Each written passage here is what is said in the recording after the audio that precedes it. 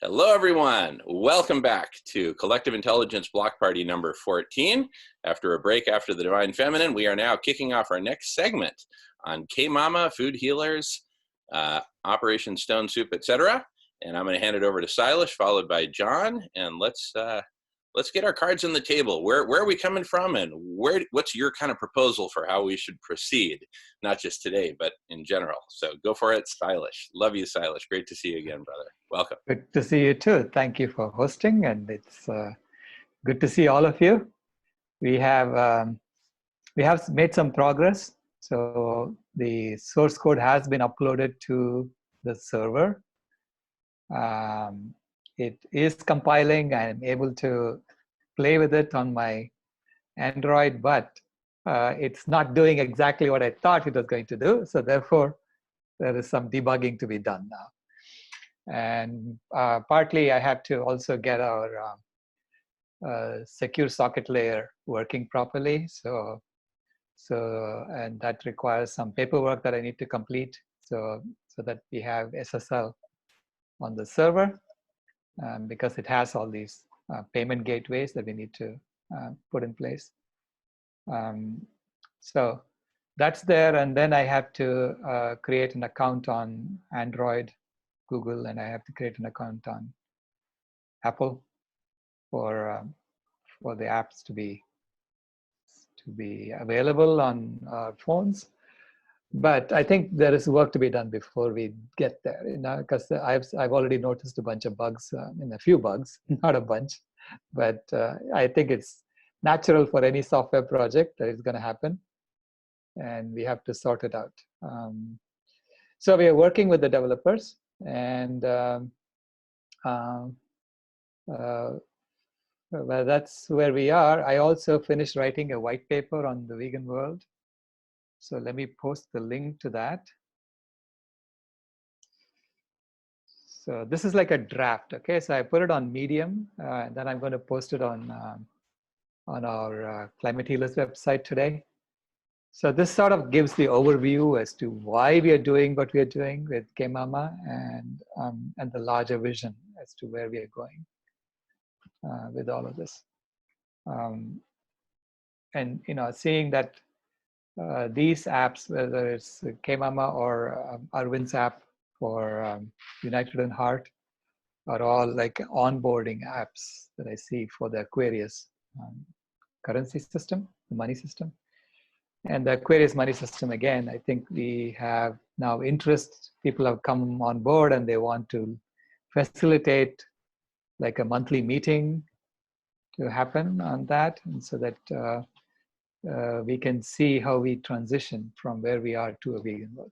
So I encourage all of you to read that white paper. I mean, it is, according to Medium, it's a 30-minute read, 36-minute read or something like that. But I think it is, it condenses and puts everything down on paper as to what we are talking about, or at least the way I see it. So and then we can always edit it and modify it as we go along. I have been speaking to the Physicians Committee for Responsible Medicine, PCRM, and they are rolling out their Universal Meals program. And so they got excited about the K-Mama app, and they want to join. So they want to promote Universal Meals through that. Universal Meals are basically whole food plant-based meals that don't have any allergens.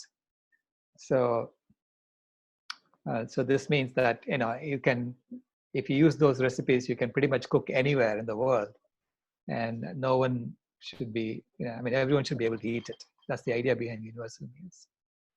And so they're interested, and so Allison said she was going to join us, and she'll join us sometime, I'm sure, today on the block party, because I've sent her a link. So anyway, that's my short update. So thank you all for being here. And thank you, Jon, for being here, and Arvind. Of course. And Sailesh, if I can lean on you for one more minute, to also propose, I'd just like to hear your proposal, and you can say it now or in a few minutes or whenever, but I'd like to hear from everyone who speaks at the beginning. What's your proposal as to how we move forward, right? In terms of conversation, in terms of big picture, in terms of immediate next steps, in terms of all these things. Not to put you on the spot, Sailesh, but at some point I'd love to hear from you on this. Right. I mean, look, there is a lot of work to be done to get this to a realization. You know, we have to now work on the website for food healers. So it now is just a server portal. And so we need to work on the website so people know what we're talking about. So there's a lot of work to be done there. We have to tell our story, and then we have to get, at the same time, we have to get our app cleaned up so that it is usable and it is, and we are also, you know, at the same time, there are people going hungry that we know of, and we need to address that. So and they can't wait for an app. So I think that what happened last meeting, where people said, you know, we need to be proactive so that we are dealing with those problems at the same time. So anyway, that's what I see from a bigger picture as to what needs to happen. And for this meeting, I think first I would like to hear everyone's updates as to where we are. And then we'll see how we all work together to get to where we need to get.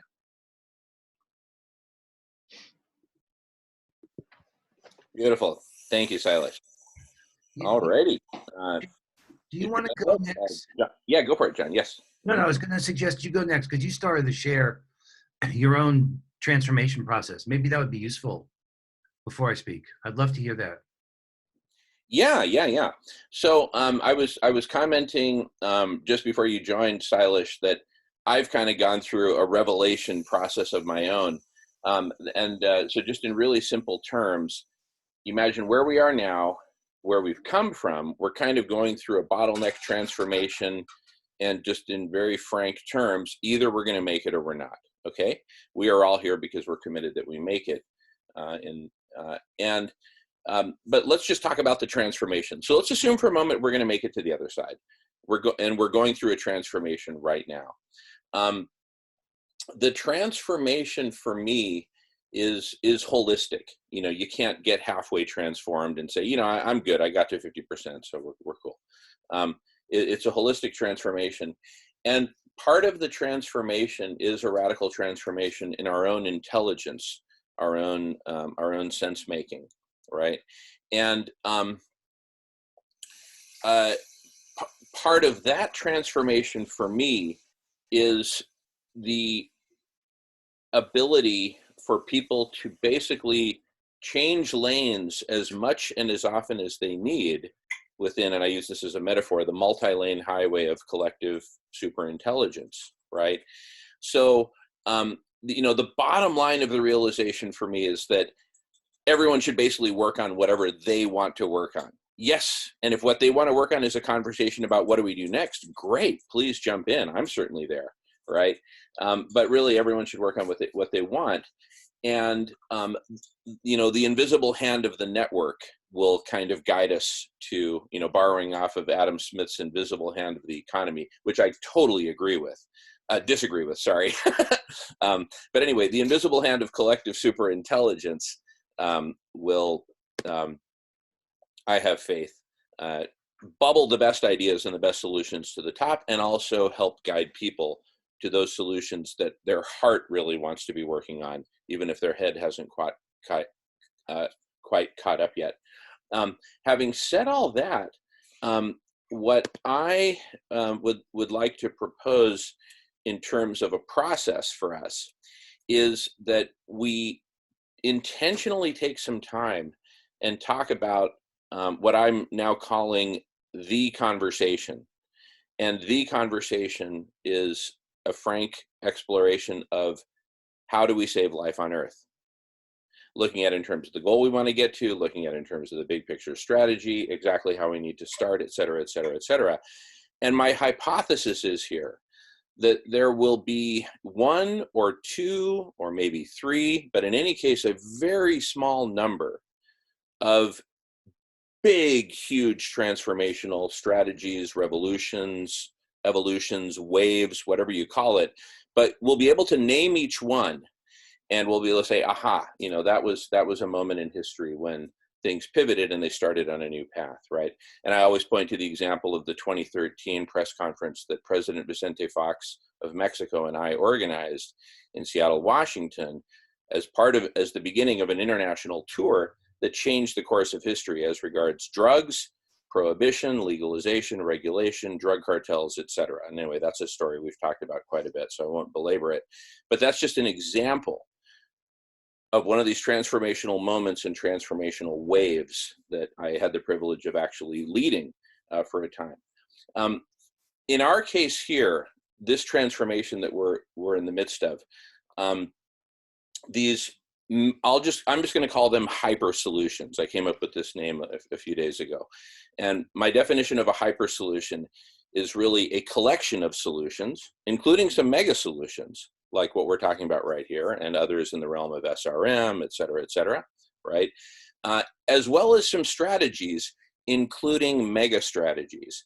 And that's where I think we perhaps need to focus the most on, is a big picture mega strategy and identifying what are the specific vectors of actually, making this happen. So that's a conversation I don't feel like we've fully had yet. I'm calling it the conversation, how to save life on Earth, looking at the big picture. And I think that would be extremely useful because I think, number one, it doesn't have to be a long conversation. It can be a short one. And I think it'll really help us frame things. And then also we'll be able to see, wow, okay, this particular solution that, say, Jamen wants to do in the big picture strategy, maybe that fits better later on down the line. And what we really be focusing on right now, first, second, and third step should be what Sailesh has on the table, because that's tangible, it's real, it's right in front of us right now, et cetera, right? But again, first have the big picture conversations. We can see the whole mega strategy as a whole and see the different parts as parts of that whole, right? And it could be that we end up with two different mega strategies, and that's okay too. Like I said, 1, 2, 3, there will be a very small number of hyper solutions that facilitate the transformation. So my proposal to the group is that we slow down, we're in a hurry, we slow down at first, take a deep breath, and have the conversation. What's our big picture strategy for saving life on Earth? Like beginning to end, and all the stages in between.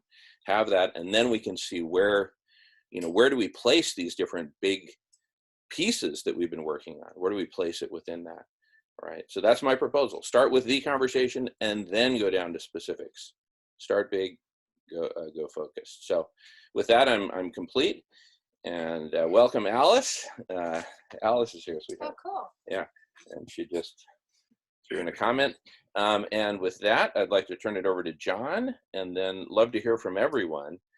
So just feel free to raise your hand if you'd like to jump in. Jon, please take it away. Yeah, it's an amazing time. It continues to amaze me and humble me at the sheer desire on the part of so many people to really figure out how to come together. This term radical collaboration. I just dropped in a couple of links that have come in my way that I've talked a little bit about before. But so Ubiquity University, started by Matthew Fox, now run by Jim Garrison. He convened the State of the World Forum with Mikhail Gorbachev years ago. That's when I first met Jim. And they've got this Solutions Summit happening. And starting on May 22nd, well, sure enough, right after that, 3rd and 24th, is an event unlike anything we've ever been able to do before. It's a whole bunch of festival groups coming together. One Earth Live.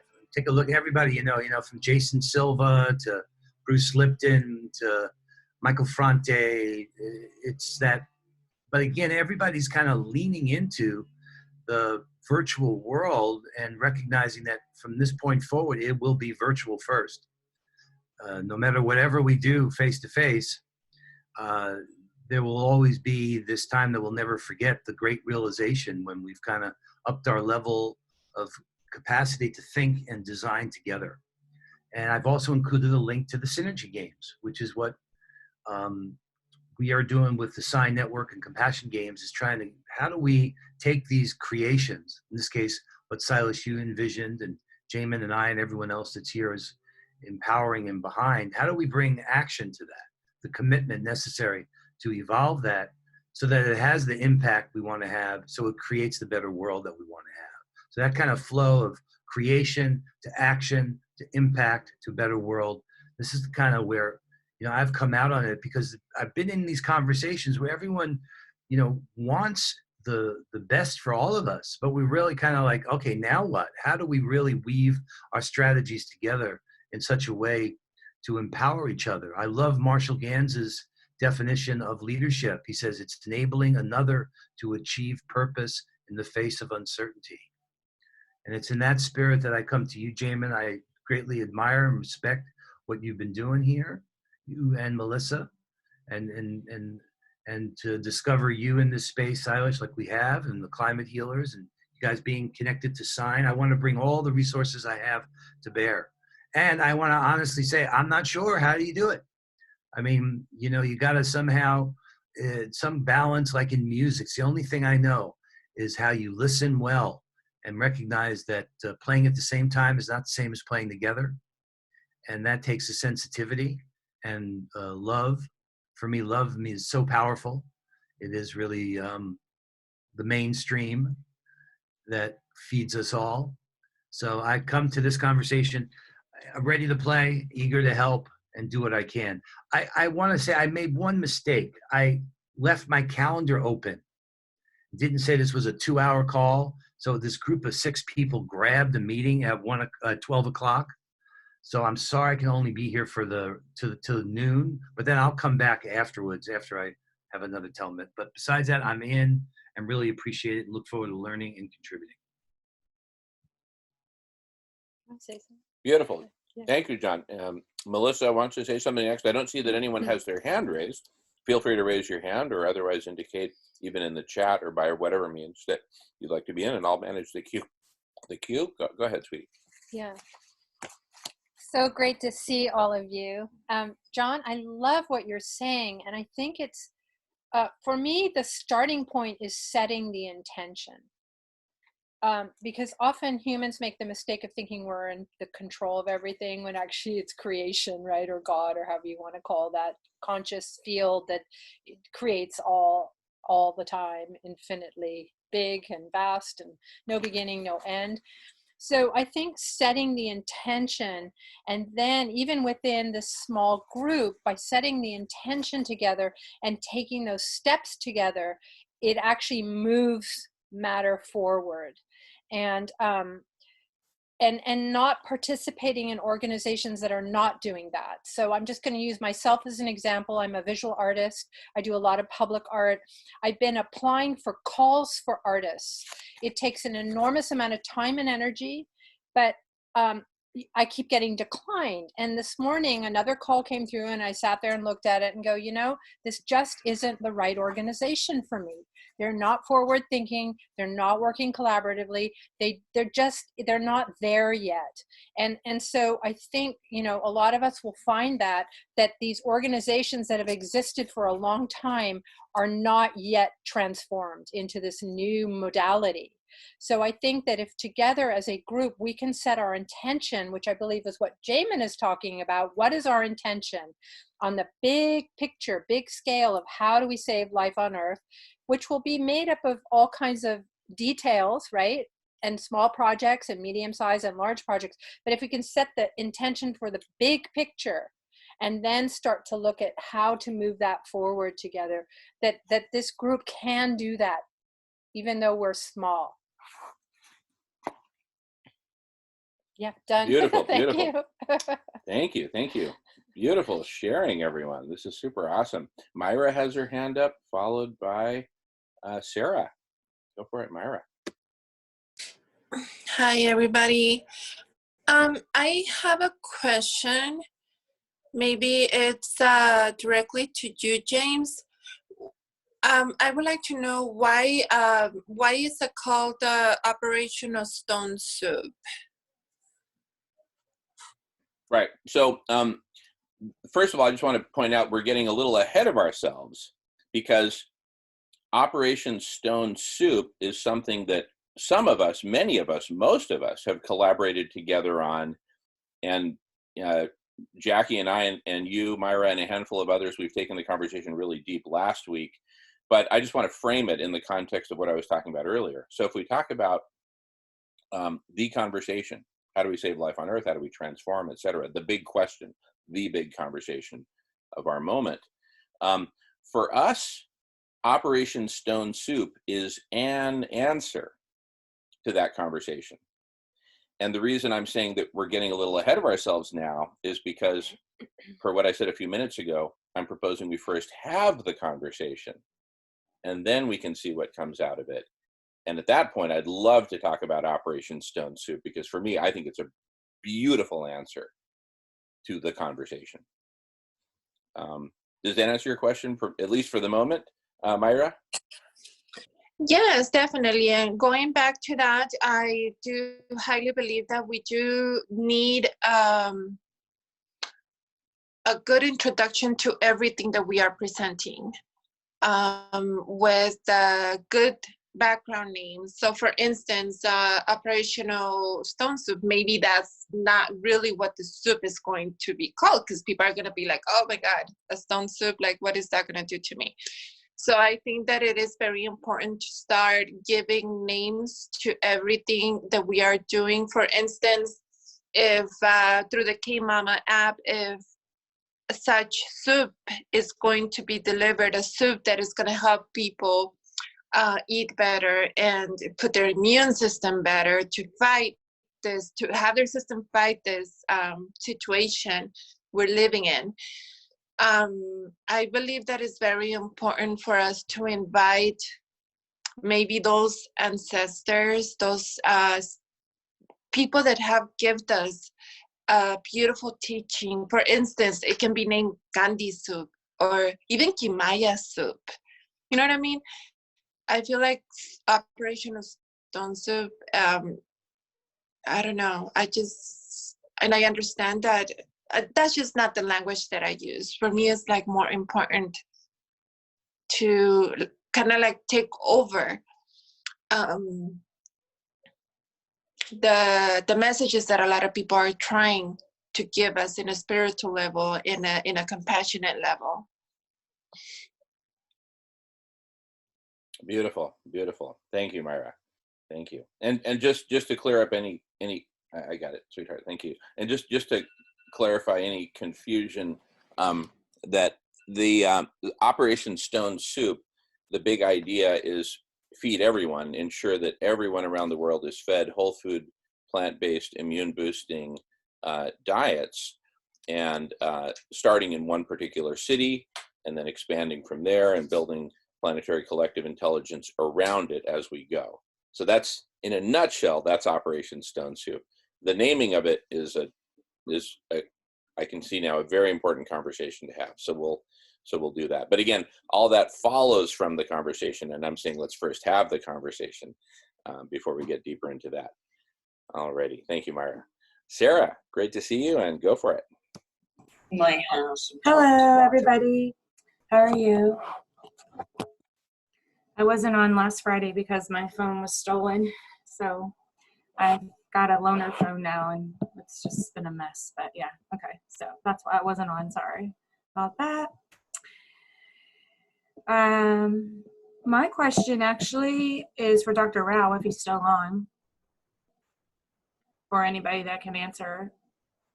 There's supposed to be a new species that's introduced in 2027, and it's a new species greater than human. And I wanted to know if anybody's heard of that, or if you guys have talked about that, because it's going to be wiping us off, and that would be the new species, which is just fine with me. I'm just trying to figure out how you guys react to that, or what you guys think, because that's just what I've heard and read, of course. Thank you. All right, I'll leave that one for Sailesh. Well, let's just make sure that that species is us, and it's the vegan version of us who are overcoming the carnist version of us. Okay, so I mean, I think it's us transforming. We are transforming into something, coming back home to who we really are. That's what I try to write in the white paper. So please, when you get a chance, please take a look at that.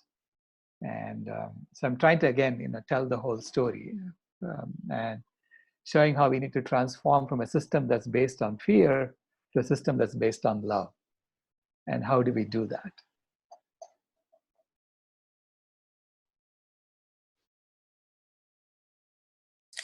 Sarah, excuse my question, but what have you read about this this article about the new species? I think I saw something about, and I don't know if this even relates to what you're saying about something about aliens, but there's a lot of conspiracy and a lot of stories out there that you don't even know what to believe. But yeah, if you could give us a little bit more of information about what you have read. And I definitely agree with Sailesh that that new species is hopefully us, the plant-based people.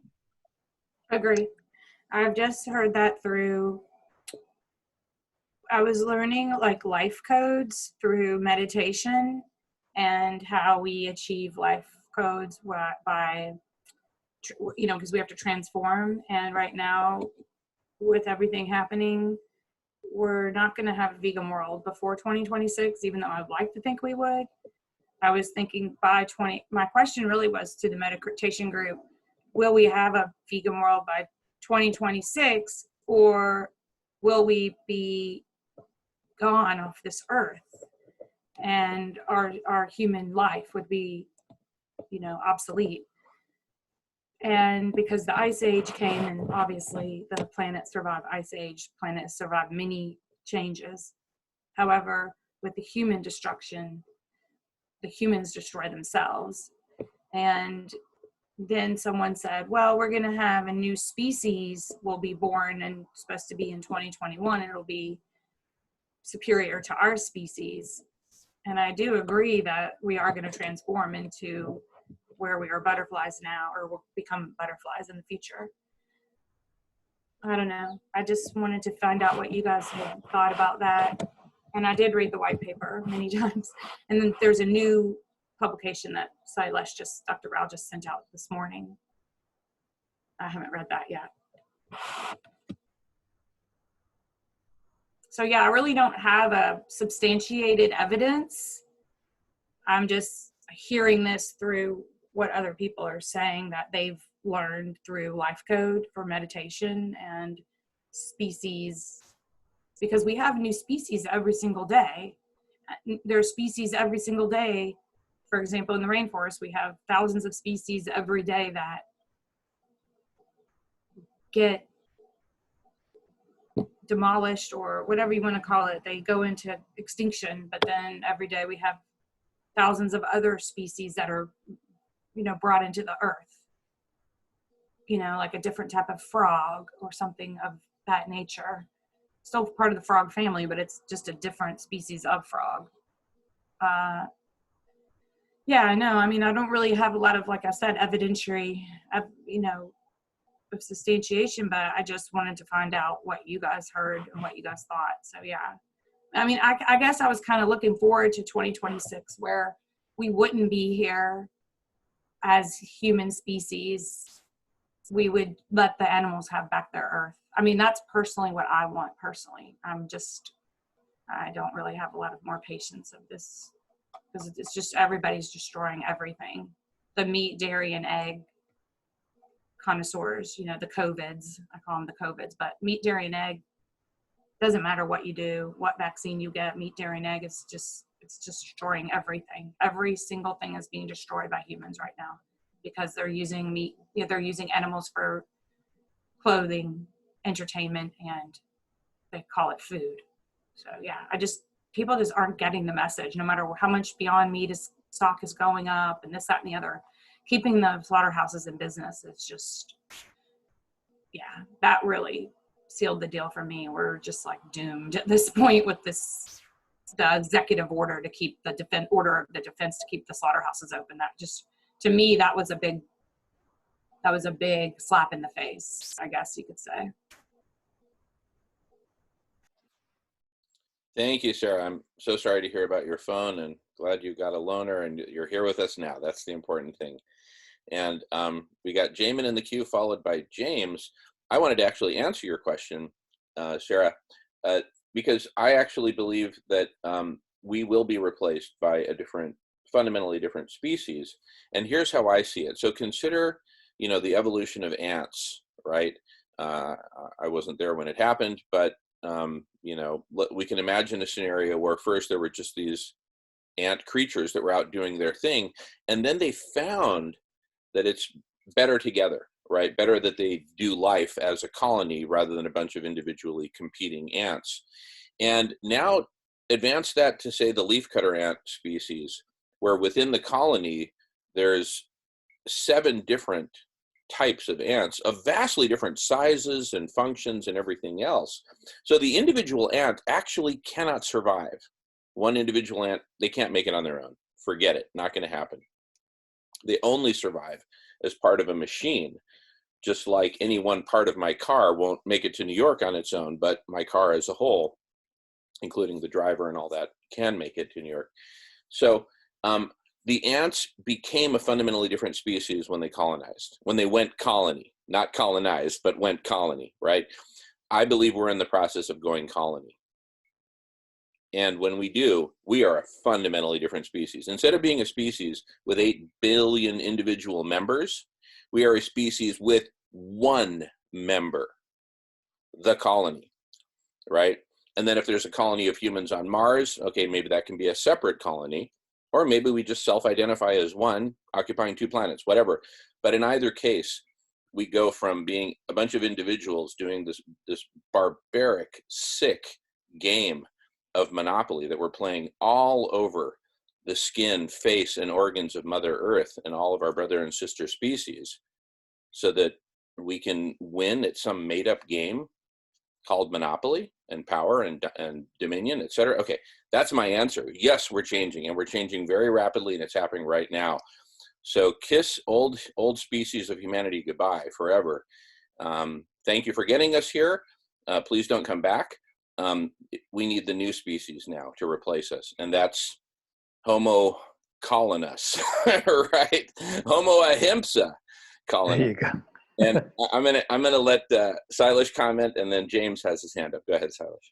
No, I was just going to say, yeah, we have, I'm calling them Homo ahimsa after Judy Carman. She wrote a book called Homo ahimsa, which is because we are now moving from Homo sapiens sapiens, which means the wise hominid, which is like the dumbest thing you can call yourself, to Homo ahimsa, which is like, you're talking about your characteristic. This is your character. You're nonviolent as a character. So I see that as the massive transformation in new species. Literally, what you are hearing, Sarah, is correct. But it's just us in the butterfly form. And I hope you're right, and it does happen by 2027.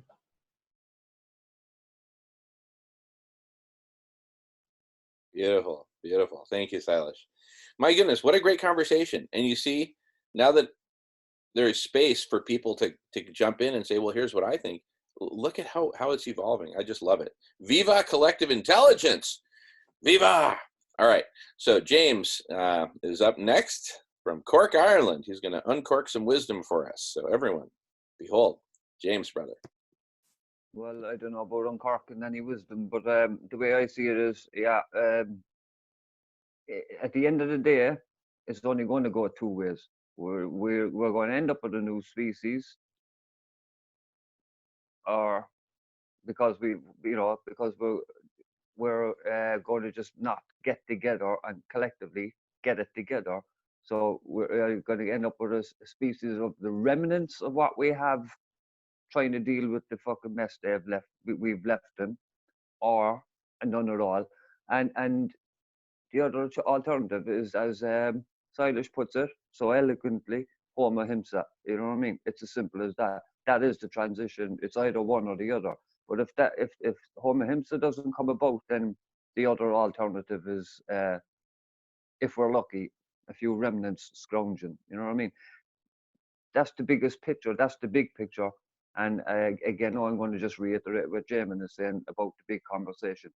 The main problem that we're all facing collectively, we all have different answers to different solutions, and all those solutions matter because combined they all matter. Everyone's interest is important, but the most important and the fundamental problem that we all have is connectivity to each other. To, as Jamen is saying, to get everyone that's interested in with the same goal, which is ultimately to try and change the trajectory the world is going in the moment, and the trajectory that the human population is going at the moment. Ultimately that's what that's all about. We're all in it for the same game. We're not going to do it unless we come together, and more importantly, we're not going to do it if you can't convince somebody to change something if they can't even see the problem in the first place. So awareness is one of the biggest problems we have to solve first before anything can be tackled. The greater awareness of the public is something that needs to be and done it in the right way without causing panic, but to get the message across, to get them to act in the right way, the right manner. So that's the biggest problems we have, the awareness. Thanks.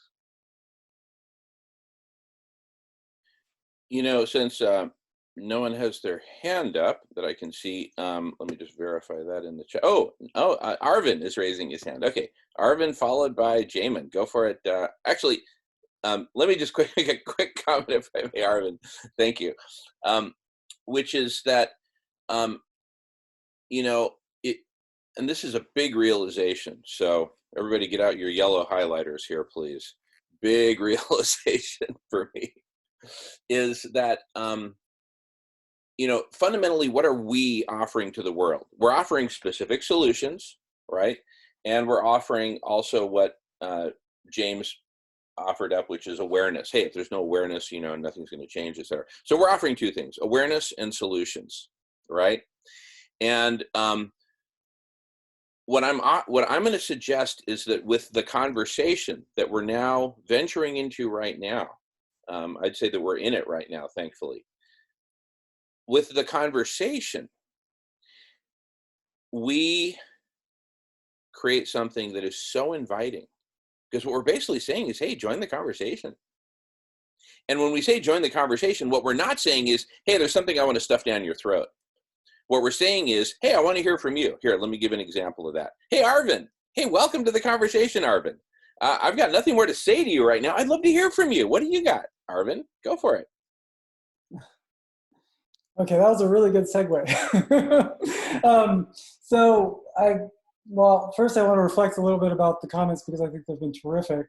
So yeah, I think that this idea of a mega strategy, hyper strategy, what's the big picture, is a great question. It's one that we have to be very humble about because we've been unable to attract a critical mass so far. Right, we haven't been able to attract a very large group that's growing at an exponential rate, and that's the test, right? So that's where we want to be, and so we should ask ourselves, what, you know, maybe we should be thinking very specifically as to what we've tried and why that was not successful. As to 2027 new species, I haven't heard that, and it's very interesting. Thank you, Sarah, for mentioning it. I do agree that there's going to be a major transformational shift, but I don't know if it's the end of the world by 2027, so I don't want to start anything like that. Or I do think that potentially, yes, it might be too late after that. Awareness, the biggest problem. I believe that. I believe that awareness is, it's this inability to see our connectedness, our interrelatedness, and our interdependence, right? Interrelatedness means we came from the same source. Interconnected, you know, if I don't follow COVID, you know, we're seeing our interconnectedness, right? In things happening, and then interdependence in the future is going to work out well or not, based on how we work together. So I mean, I really do very much believe that awareness is very important. We need to draw that out and we need it to be exponential, in my opinion. You know, we need to, if people knew the urgency, and people knew the solution, if they really believed the urgency and they really believed the solution, then things can happen very quickly. And that's the part of, these are key premises and assumptions of the United in Heart app and why we're creating it a certain way. So we're creating this app that encourages, hey, you really understand the severity and urgency of the climate emergency, and how we can fix it, how we can fix this through our diet and through planting trees. So I do think there's something there. I think we have to perhaps think very specifically about how to bring people, how to ensure that we're growing at an exponential rate. Like the app that we release, it might help. It's not clear. Everything's to be determined, but the app might help. And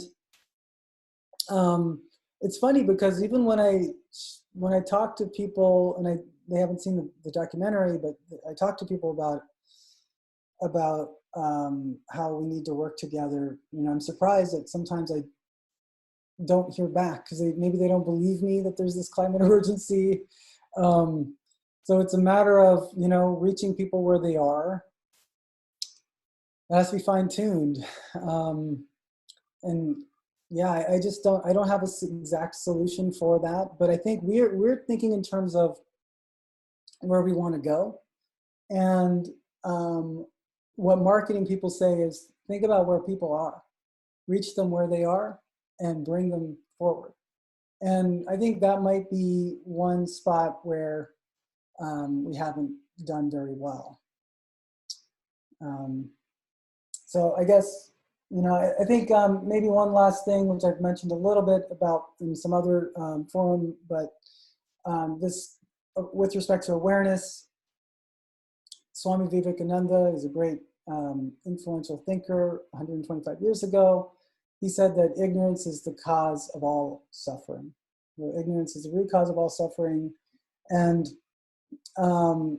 it's that ignorance of our interconnectedness, interdependence, and this is now, he would say this, and I personally agree, is that we are more than just our bodies, that we are spiritual beings, and if we reduce each other into, oh, that's just a dog, or that's just a blank, that's where we start to lose things.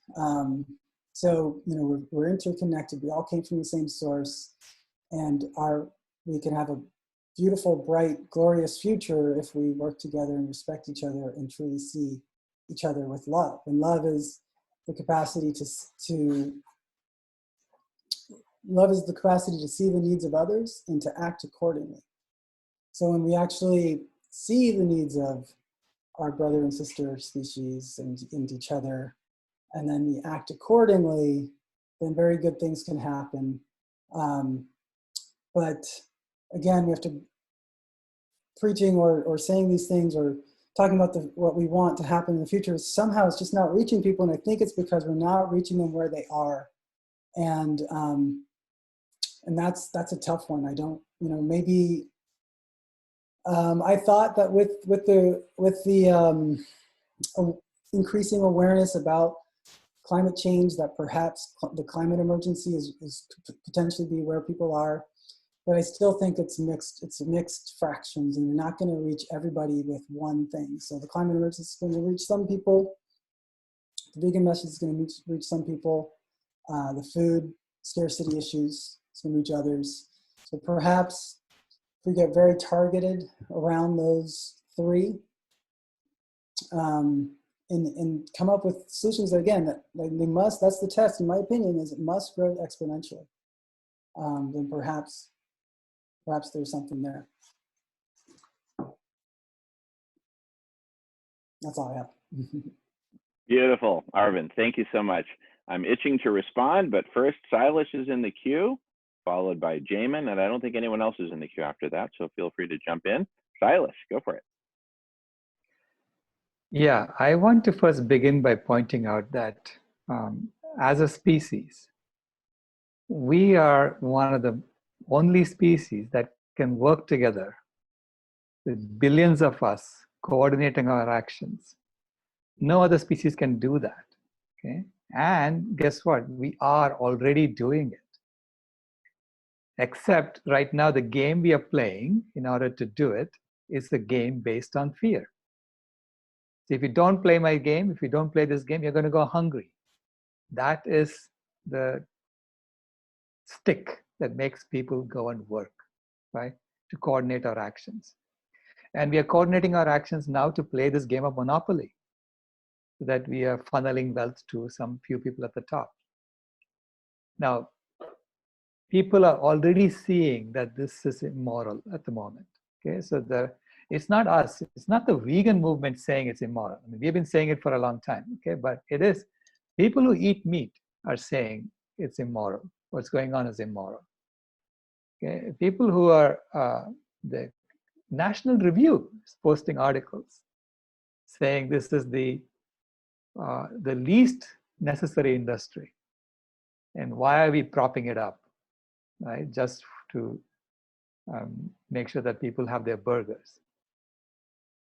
And so this is being framed as a moral issue, not by vegans alone, but by majority of people. And if you look back in history, it's when that happened that movements grew exponentially. So if you look at what happened in the Khadi movement of India, I mean, Gandhi started the Khadi movement in 1919. It's only when it got framed as a moral issue that you all have to wear Khadi because that's the only way to get the British out of India, that everyone started wearing it. And everyone started wearing Khadi, and it grew to a point where the British had to impose a salt tax, and they eventually just collapsed. The empire collapsed. Okay, so that is now happening to the animal agriculture industry. So this is not a time when we should be telling stories that we are losing, that we are, that's very hard. No. We are in the driver's seat right now. Okay, we are able to get people to look at it. And it's not just us, it's others who are telling us that it's a moral issue. Okay? And so this is the time, this is why I say this is the time in which we should be providing solutions that help people come to our side. And this is what the K-Mama app is about. It's giving people the ability to try, good whole food vegan food that improves their health. And I've heard from Dr. McDougall, it can improve their health within 4 days. And Dr. Nayak said it's within 1 day, right? So you can literally help people and get them on our side and play this new game, the game that's based on love, in which we make sure that everyone has their basic needs met, because we as a community are taking care of that. So that's the whole idea behind the K-Mama app, and trying to get that rolling. And so I said, don't frame it as a negative thing that, oh, we cannot get people to do this, we haven't been able to do this. No, you have. The vegan movement has been growing exponentially. Okay? Not just the vegan movement, other social justice movements have been growing exponentially. And they're all coming to the same end goal from different areas. And eventually everyone is going to see that, there is this common thing called veganism that we can all adopt that really shakes the current game of monopoly and stops that game and makes us all play a different game. And that game has to be based on love. It's based on feeding our neighbor, based on making sure that no one goes hungry. And we are the only species in which there are people going hungry, and there are farmers with mountains of potatoes who are just trashing it. Doesn't make any sense. No other species would do that, right? I mean, I see all these birds out there, they're happily sharing across species. I just put a few corn out there. So I say that this is the time in which we need to tell this new story. So please, when you get a chance, please read the white paper and give me feedback. We need to frame this thing as an inevitable movement that is growing and that's already happening. And so this way, people will feel like, oh, they're going to lose out if they don't join, and they have to come along. So I've also done some mathematical analysis to show, how do we maximize the uptake of the vegan movement? How do we maximize how do we minimize the residual carnism at the end? Because any exponential transformation eventually reaches a peak. And we need to make sure that that peak is as high as possible, so that the residual carnism is as minimized. And so we've analyzed that, and so I have these parameters that we can play with, and it shows you where we need to put our effort into to make this work better. So I think, Dr. Martin Luther King had said once, I wish that the forces of love would be as organized as the forces of war, the forces of hate. Okay. And I think that's where we need to get to, as all of us. We need to get organized. We need to have some science behind what we're doing. And we need to be strategic about how we are doing this. So I'm so glad that Alison has joined us too. Alison is with the Physicians Committee for Responsible Medicine. And I'm really looking forward to incorporating the universal meals idea into the K-Mama app, so that it becomes like, it should become a household name, universal meals, and say, everyone has this universal meal that we can order at any time. And if you can't pay for it, it comes to you for free. That's the way it should be. So thank you all very much for this soapbox. Thanks, Jamen, for the soapbox. Actually, it takes a village to build a soapbox. So your first point was the correct one. Thank you all for this soapbox. All right, beautiful stuff, Sailesh. Okay, well, Jamen's next in the queue, followed by Ray. I wanted to respond first to some of the points that Arvind made, which are just spot on. We've got to reach people where they are. And here's the thing, I'm just going to say this in kind of cartoon terms, which for me are the best terms of all to express. Because he gets right to the heart. It just makes it really simple. So here's the cartoon, right? Hey, Jamen, you should go vegan. Get off me, dude. Someone was just calling me 5 minutes ago telling me I should be Hare Krishna. 10 minutes before that, someone was calling me to try to sell me on something else. Just get out of my face. Stop.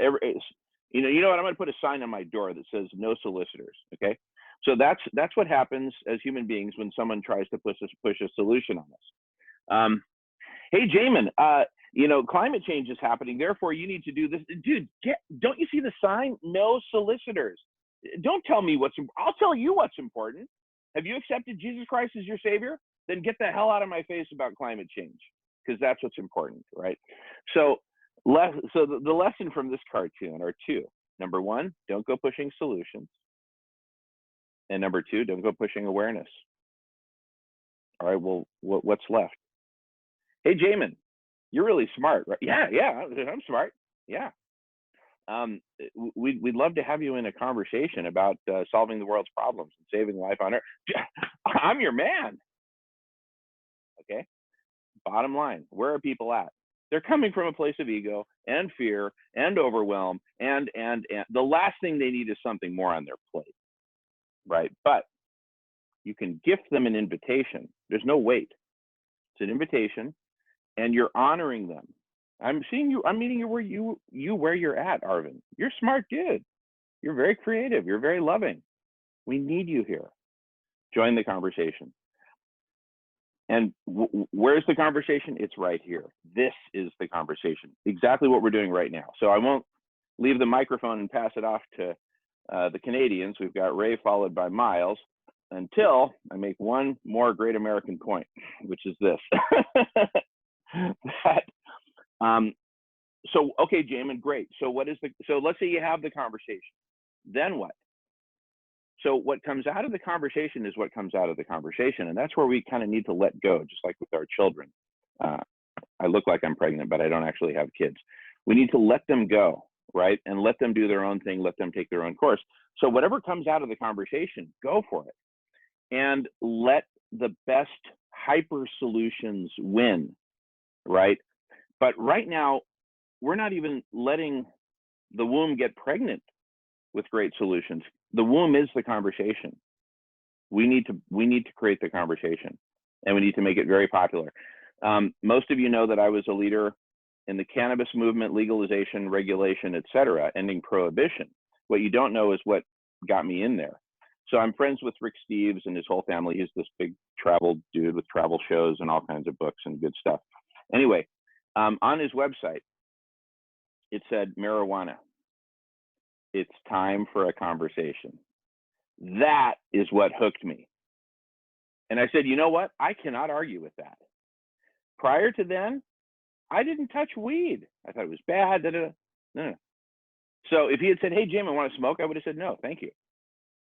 But if he said, it's time for a conversation, okay, that hooked me. And that got me in, and it got me in, and it got me in. And the next thing you know, I was leading the movement for a time. Alrighty, with that, conversation, and it's happening right here. So this is what I'm talking about. Okay, Ray, and thank you for your patience, followed by Miles. Go for it, Ray.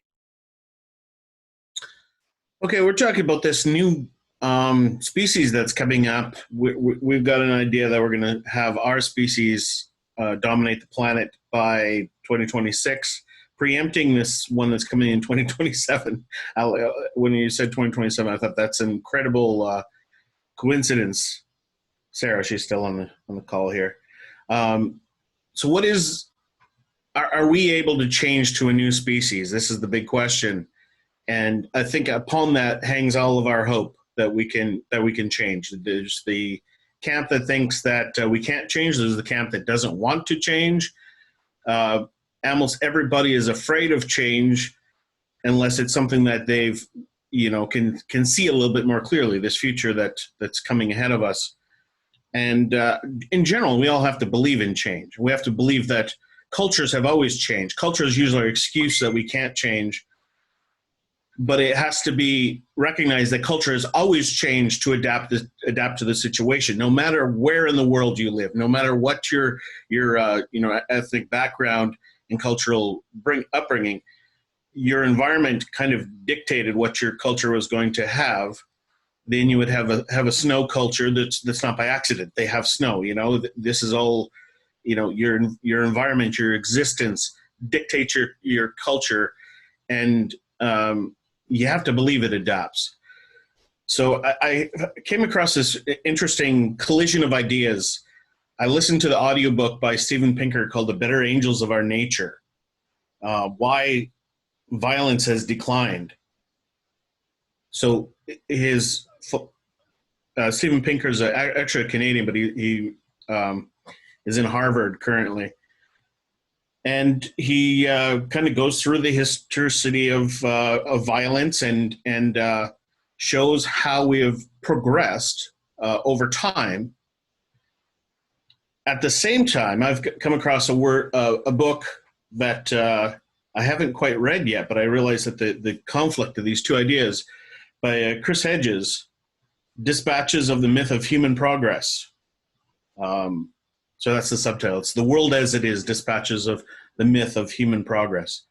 So which one's right? And is it a possibility that they both can be right and that there's a middle ground where they meet? If you look at the governmental structures that we've created and the madness that we seem to be able to wreak as a human species, it seems to know no bounds, and we're extremely frustrated by that, especially in the environmental movement where they believe that everything has to be, the government has to solve the problem. We have to convince that government to solve the problem, and they're not listening to us. They seem to be listening to somebody else who has more money than we do, and we generally know that to be true. So I could understand Chris Hedges' despair that we don't seem to be getting better. But he's concentrating on those systems that are starting to show their cracks. And Steven Pinker is looking at social psychology and sociology of people. Do we want less violence?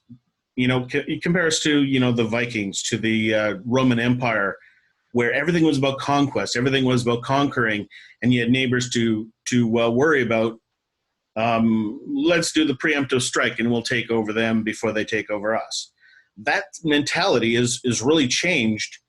And just within the last couple of years, haven't we really seen a shift towards an awareness of everybody coming together, everybody being in the same boat? COVID puts us all in the same boat, no matter where it came from, no matter what the origins of it were. So now that we're all in the same boat, can we, you know, the Steven Pinker camp, can we say that the human race has built all of its tools ready to deploy to create a new world? We just don't realize that we have them. And Chris Hedges has identified the resistance, the poisons in our society that we need to find an antidote for. So when we're trying to find out how to be better human beings, we have to find a way to get everybody on the same side and solve those non-human issues that are, you know, I don't think our economy is human at all. It's just really a software that says what generates profit. Yeah, do that. So we have to overcome that programming, and we have to believe that we need to overcome that programming. Was there a question in there? I think I did have one for Sailesh. And is he still here? Yeah, he's here, right? He's here. So if anybody is familiar with these two books and these two people who, there's actually a YouTube video where somebody asked Chris Hedges about what Steven Pinker said, and he said he needs to get out of Harvard more often because he doesn't know how the real world works, how bad things really are in the real world. So I think it's a little bit unfair that that they're not recognizing that they're kind of arguing at two different levels. One is the personal human level, where, you know, people wish for world peace, and it's kind of a familiar phrase, but I think it's starting to become true that people actually do wish for that. It's not just you know, like lip service and saying, oh, I wish, blow at your birthday candles, wish for world peace. Do we really wish for world peace now? And how can we make it come about? Have we more than half of the world lives in cities now? We're detached from the cruelty of our food, so that we're able to build that empathy that in rural communities, that generally is a culture of systematically desensitizing yourself to the things that you do to animals. So this is an evolution in of itself that, you know, rural people would say city slickers have become soft and that we don't know where our food comes from. And yet we see our that governing system that's trying to create profit, they are hiding that system from us because they know that we don't want it anymore. You ask people to go vegan, they say, well, I don't know, maybe someday, or no, I don't think it'll ever happen. But if you ask them, do you like slaughterhouses? They keep having surveys that say 60% of people want to get rid of slaughterhouses. Well, you know, the two are related. One is your heart saying that you don't want animals to suffer, and the other one is, you know, that self-serving interest. So how do you reconcile these two, and how does the K-Mama app help us do that? There, I finally found a question in there. Lesson number 1 for giving speeches when you're supposed to ask questions: append a question at the end. So I'm going to let Sailesh answer your question, and then Miles is in the queue, followed by Arvind. Actually, yes. And I believe, Sailesh, you've met Chris Hedges and you talked to him. Right. You were interviewed by him. Right. How did that go?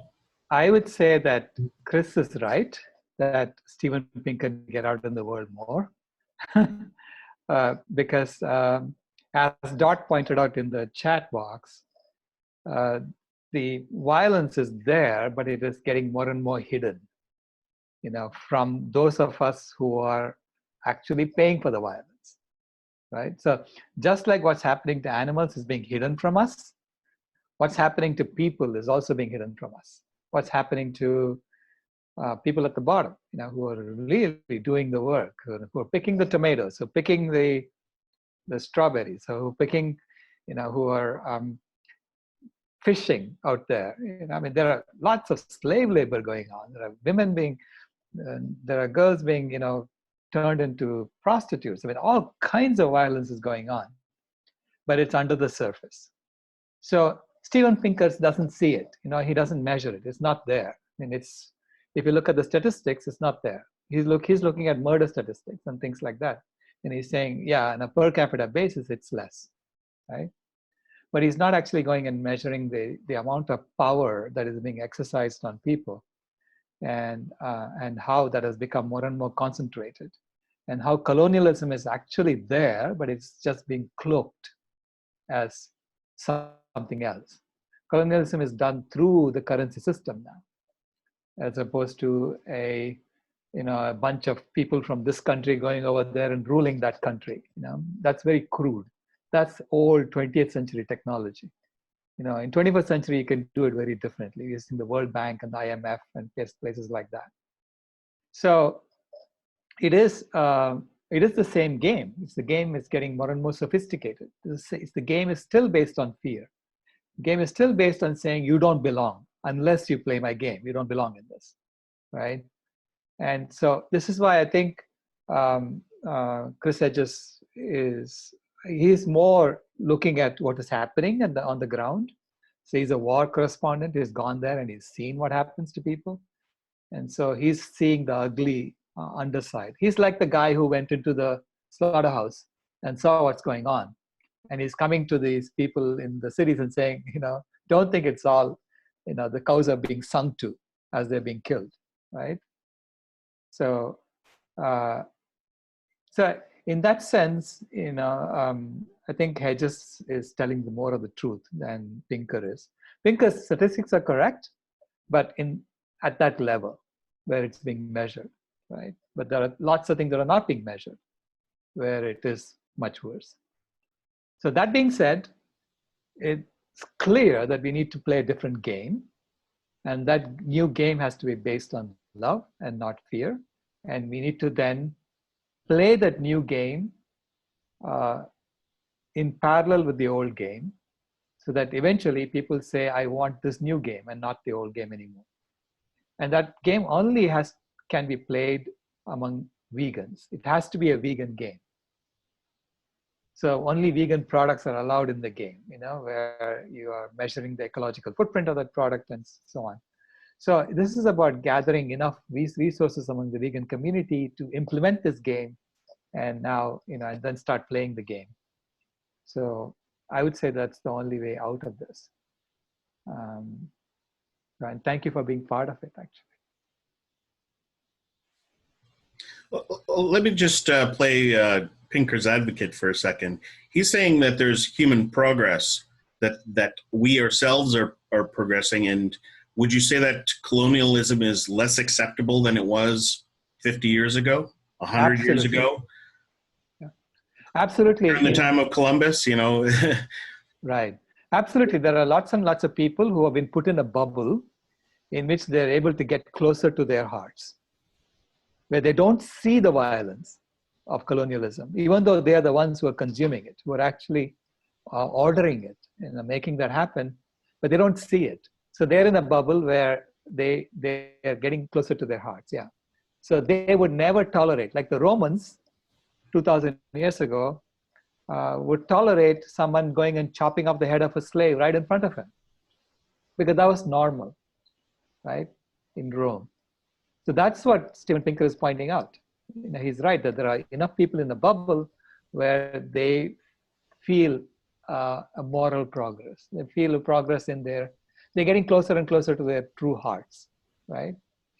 But if you ask anyone, they really don't want to do the violence that they're forced to do. Like if you go and ask any slaughterhouse worker, they don't want to do that. Yeah, but think about it, just as recently as World War I, everybody was scrambling over themselves to enlist so they could shoot themselves some Germans, right? Right. This idea of war being a tool for solutions was, that was the go-to. How do we kill what we don't like? How do we subdue our neighboring countries that have philosophies that are different from us or have designs on the world? The World War I was all about colonialism itself. How do we spread our brand of colonialism rather than their brand of colonialism?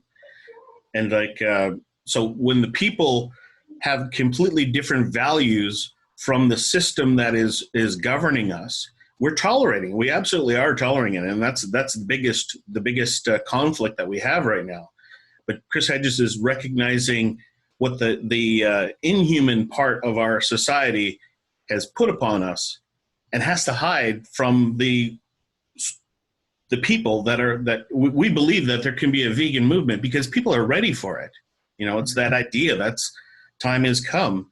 And the reason is because people really have the opportunity now to change their relationship with animals. And we know we have to change our relationship with the planet. Right.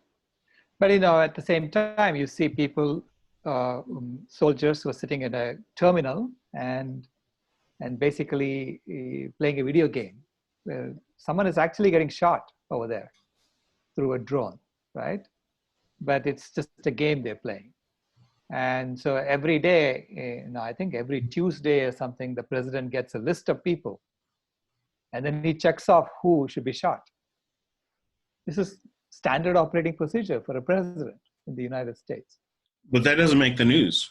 That has to be hidden from us because it's not acceptable to us. And if Churchill did the same thing, they'd probably approve it. They'd say, well, that's great. Go for it. Yeah, I mean, Churchill happily approved the killing of 2 million Indians, right? He happily approved it. He said, let them starve and die because they breed too much. That's what he said, right? So that would not fly right now, right? If someone said that and it comes out in the open, that would not fly. So in that sense, we have made progress. But there are people dying. There are more people dying. In fact, COVID-19 is going to cause the hunger in the world to roughly double. That's what the estimate is. That's assuming that we continue with the current system of feeding all our food to our animals and then eating the animals. This is why it's very important right now to promote the vegan movement and to make good, nutritious vegan food available to people, so that we undermine this doubling of the hunger that they're projecting. Generally, we don't think that this 800 million people who go to bed hungry every day, that's okay. We just, as a society, we have to, kind of disbelieve that we have anything to do with it. We have to believe we've convinced ourselves that we, want to end poverty, but we don't really resist our government structures that completely prevent that. All right, thank you, Jamen. Go ahead, Miles. Oh yeah. Well, first I just want to make an editorial comment here. It looks like to me like we've strayed away from the conversation in the last several minutes. Not that that's against the rules or anything, but I just wanted to call that out. And I'd also like to invite us to get back into the conversation, which is getting right at the heart of how do we save life on Earth. And I'll get in the queue when it's my turn and give my thoughts on that. But in the queue currently, we've got Miles, followed by Arvin, followed by So, followed by Jamen. Go for it, Miles. Okay, thank you. Yeah, how many professors, even with tenure, are willing to speak openly about the ultimate root cause of all that is ailing us, as outlined in Dr. Rao's white paper? It'd really be interesting to put that out to all the professors and say, can you give us your thoughts on this white paper? So, so he's in Harvard, and even with tenure, is he going to bite the hand that feeds him? Anyway, a short question, very interesting, long question from Eastern Canada, and now a short question from Western Canada. The thought occurred to me, every great, most great bloc parties are also a terrific potluck dinner. And I was just wondering if the K-Mama app would maybe eventually have a subroutine to put people together to create their own meal, their own potluck dinner. You know, we can't do it right now, but hopefully. So I just put that out there because as opposed to delivering food to people, you could say, hey, get together, have your own block party, vegan potluck dinner. Thank you. All right. Thank you, Miles. I'm in on the potluck, and in fact, people are welcome to eat here on the block party. So this is sort of a potluck. If I might just answer Miles shortly. There is a Google Doc for K-Mama, and it has a list of new features that people want to see added. So I'll send you the editorial link to that, and please add what you want to see.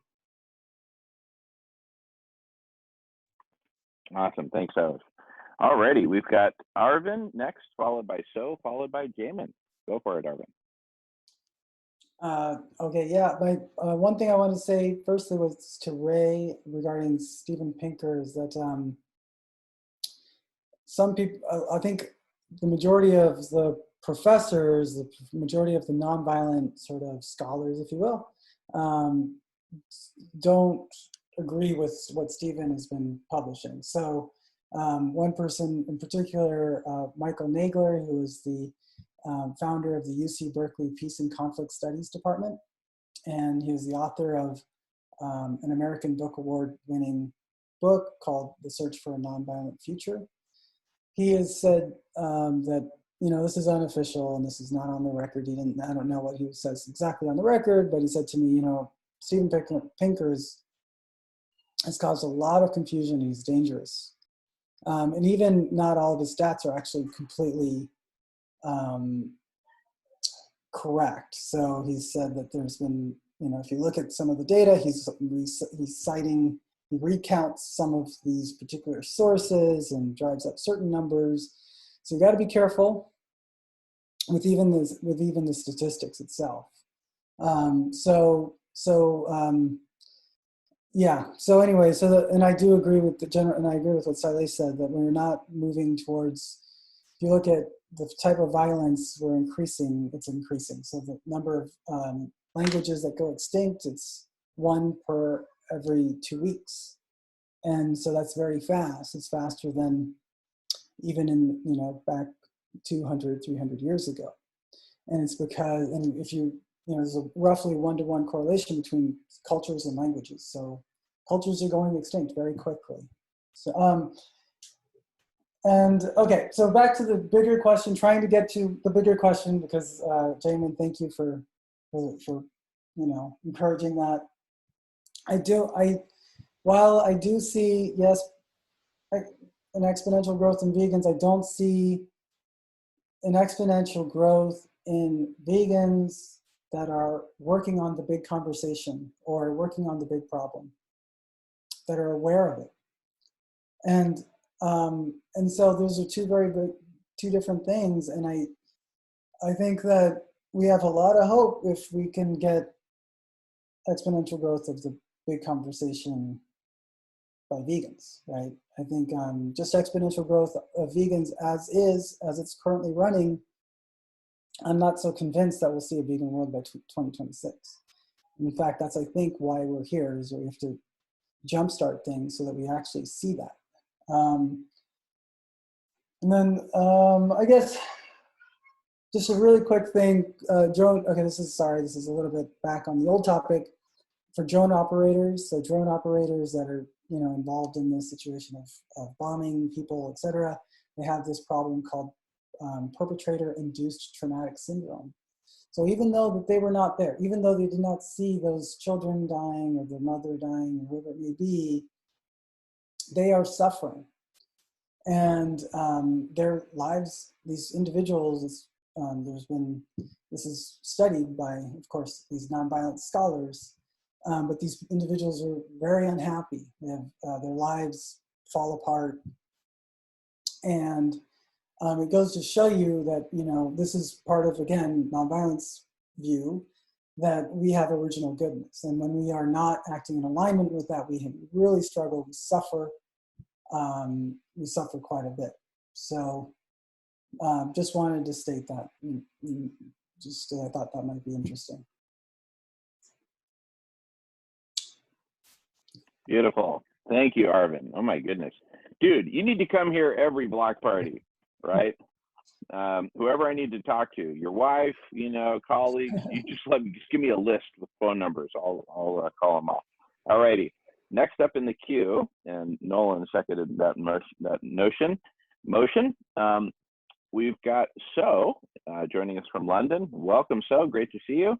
And followed by Jamen. All right, go.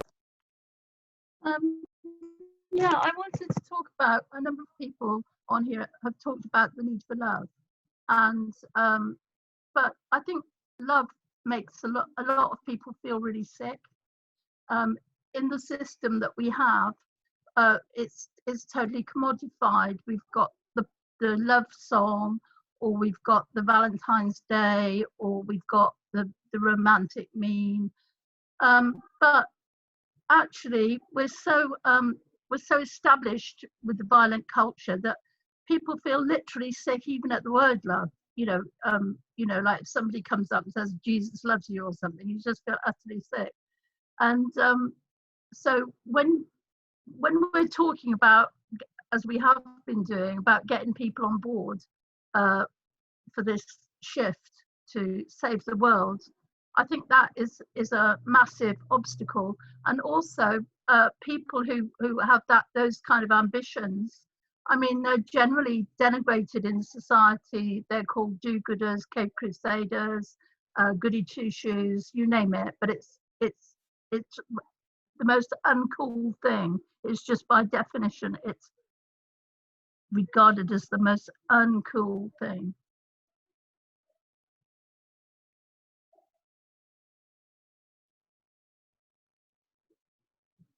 So I wondered about what people thought about that.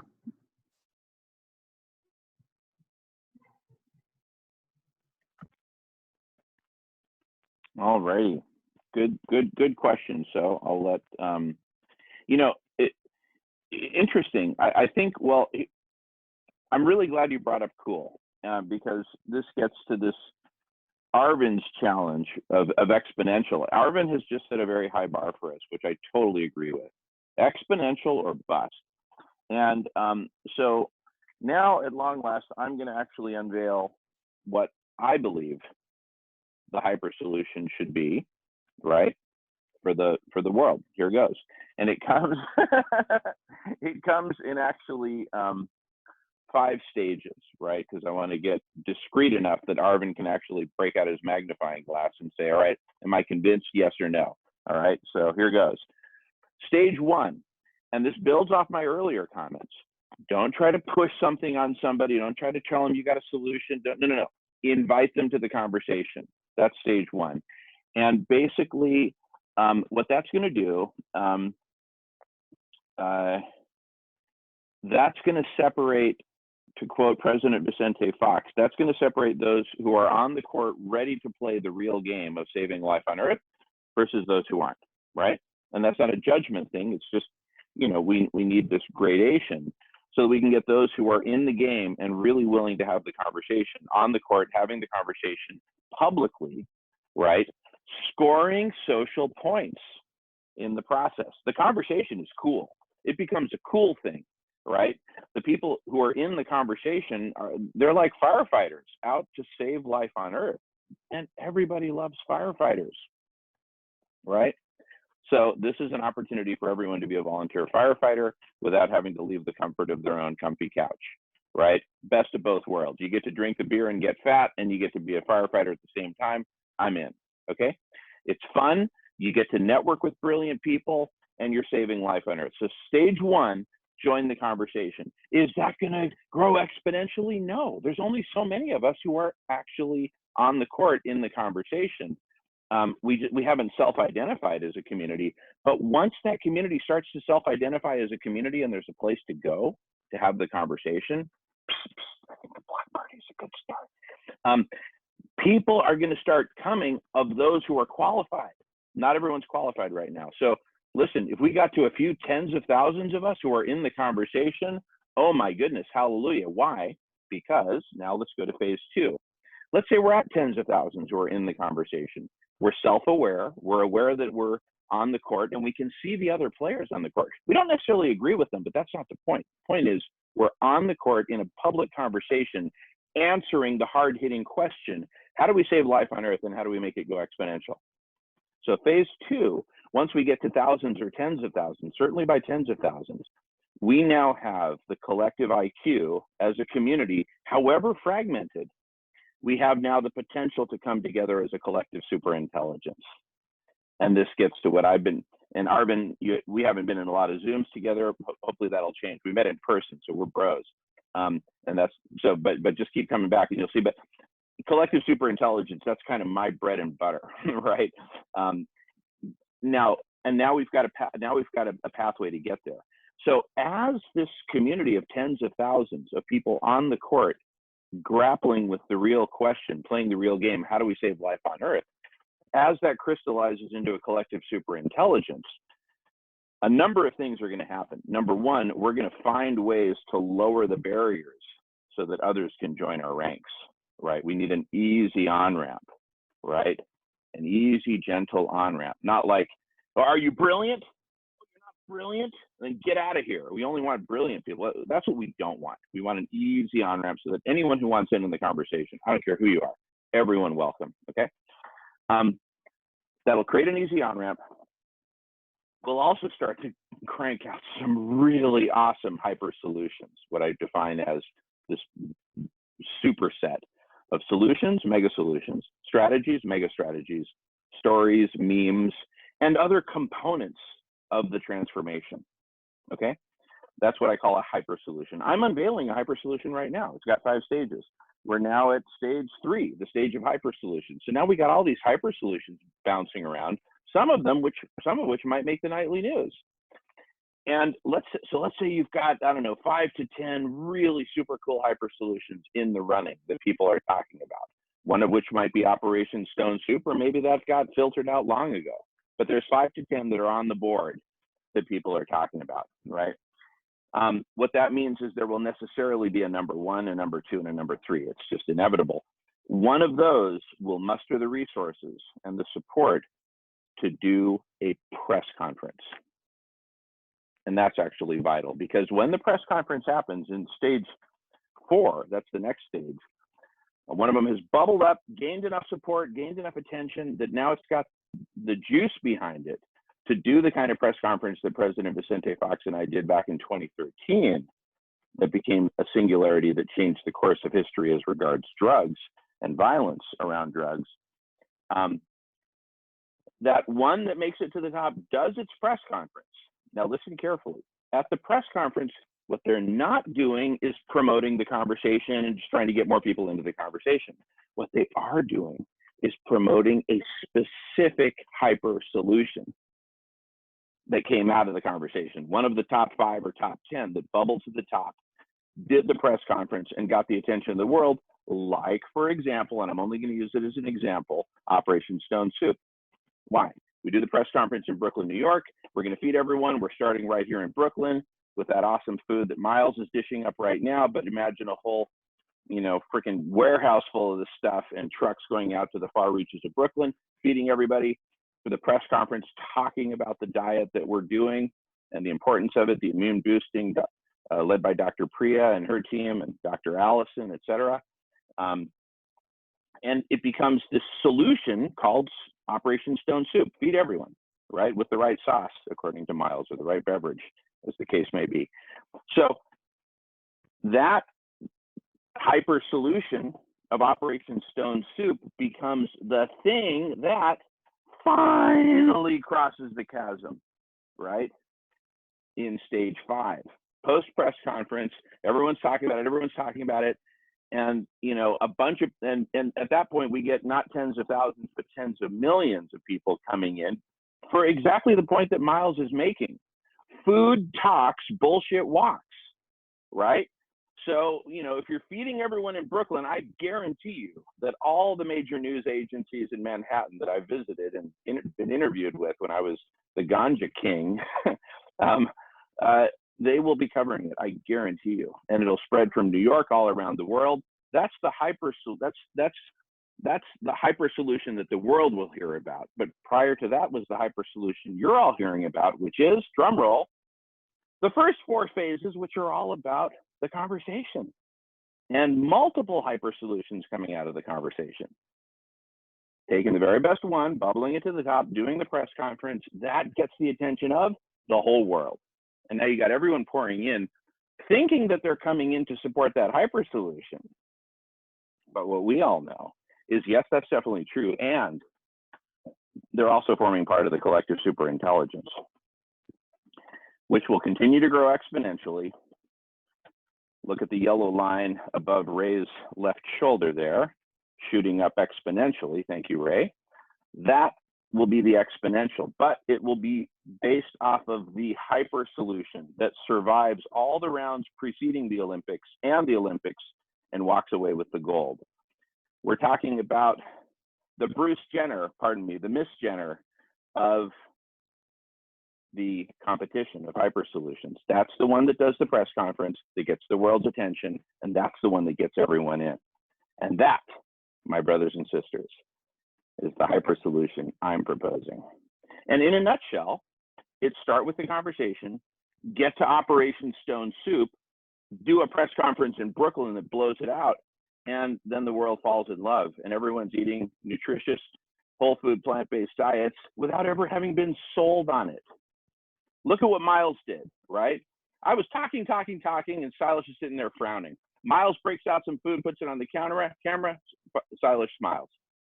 That, in a nutshell, is the formula. Thank you, Miles. That's the formula behind the success of the Brooklyn Singularity, which is the starting point of Operation Stone Soup, right? Anyway, I hope that passes Arvin's tests.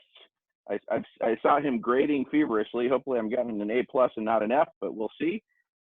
Meanwhile, I don't know that anyone's in the queue.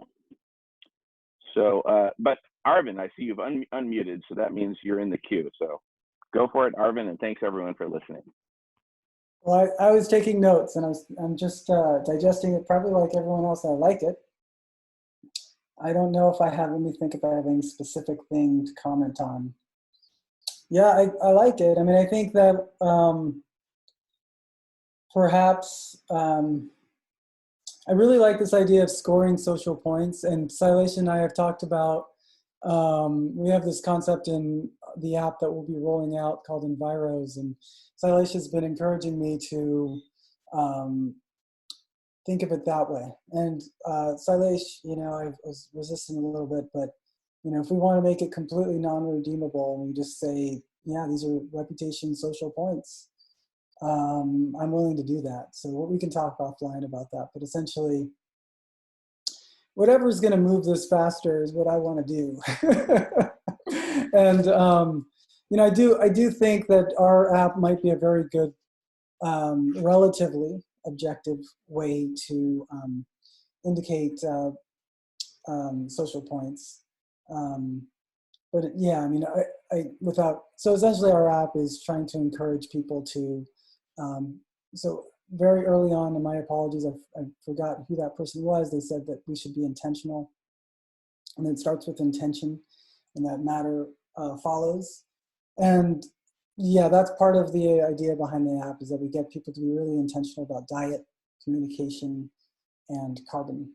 And communication is subtle, but it's actually what we can do that affects the most number of people and most acres of land, et cetera. If we influence, let's say we influence others, and 3 vegans come out of it, then that has a more of a positive effect than just our own personal veganism, right? So just, I mean, obviously our veganism is a tremendous example for others in addition to its good, but but communication is an important piece. And so anyway, I agree with being intentional, and that's part of the app. And without getting into it and probably confusing people about the app at this point, that's what I have to say.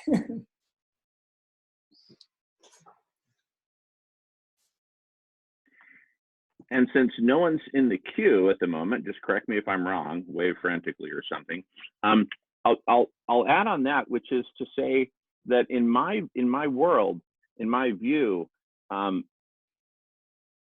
app, or even more than one app, can play a key catalyzing role.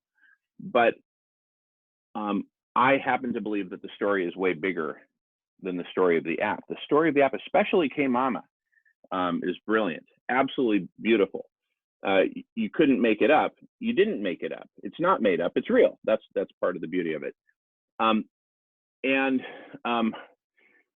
What I think is the story, and again, it has to be boiled down to simple terms. If you can't say it in really simple terms, please go back to the whiteboard. For me, in simple terms, the message is, we're going to feed everyone. That's the message of the press conference. That's the message of the hyper solution, right? It puts it down in really simple terms. We are, all right, see you soon. So, we are going to feed everyone. That's it, period. Big and bold. And as soon as the press conference is over, we invite all the media to come downstairs, and we have 10 delivery trucks right outside, 16 to 20 feet long each, loaded, ready to deliver. And we say, media, feel free to follow any of these trucks. Here's the appropriate rules for distance and everything else. Please film the deliveries being made. Film the matriarchs crying as you bring food that will feed their kids. Film the tears, film the joy, film the laughter, film the food. Do what Miles does. Put it on camera. That's it. Everything else can support that, but that's the message. That's the story. That's the strategy. That's the hyper solution. Feed everyone. Because here's the thing. Here's the part I didn't unveil about that is, and that's why I love the story Stone Soup so much, because it's not just about the food. It's about building community. It's about together we can do this, no matter what the circumstances. And so can you imagine waking up in a world where everyone has food? We've taken that number 800 million and dropped it to 0, not doubled it to 1.6 billion, as Ray mentioned earlier, I think, right? So you wake up in that world, everyone's eating. You get in a Zoom video conference, everyone's there, the world's there in the big conversation, right? That's a whole different world.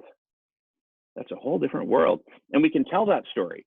And when people are eating at home, right, they have a lot more time for Zoom video conferences. They don't have to go out and figure out how they're going to get food to feed their family. The food is brought to them, right? Can you imagine how they're going to feel? Well, I don't have to imagine it. Here, I'm going to put an image on my screen super quick. That's of this community cafe that we did in Southern California in the Mojave Desert, feeding an entire community for free, making food a basic human right. People were coming up and saying, "Es un milagro, this is a miracle."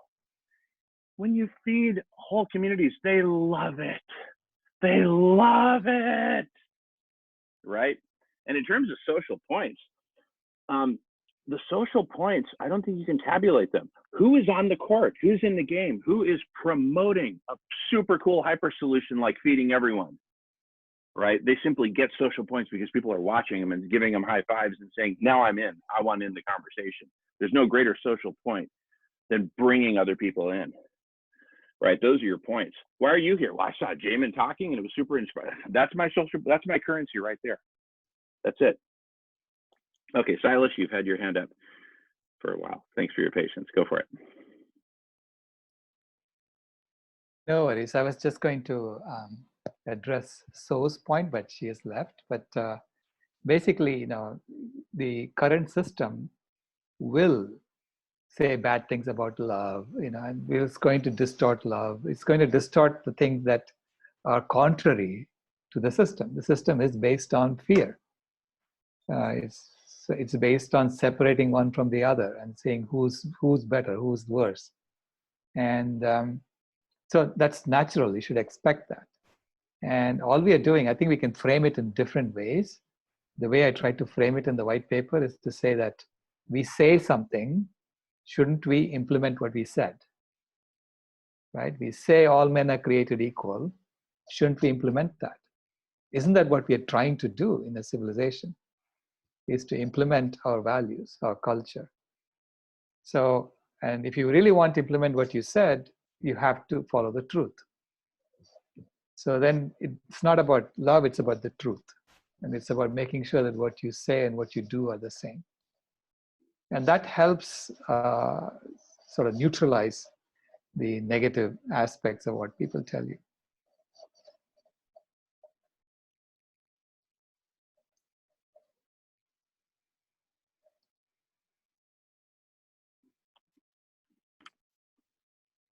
Yeah. Beautiful. Arvin, yeah, go for it. Mm-hmm. I have a quick comment too. Just to clarify, and so I just to talk a little bit more about my app. In that, what we're going to allow for is people to do tree planting of fruit, nut, and edible leaf trees in severely degraded land, where that food improves livelihoods the most. So we've partnered with a fully veganic tree planting organization. They work miracles. Thank you very much, Sailesh, for connecting me with them. And so, you know, the idea is that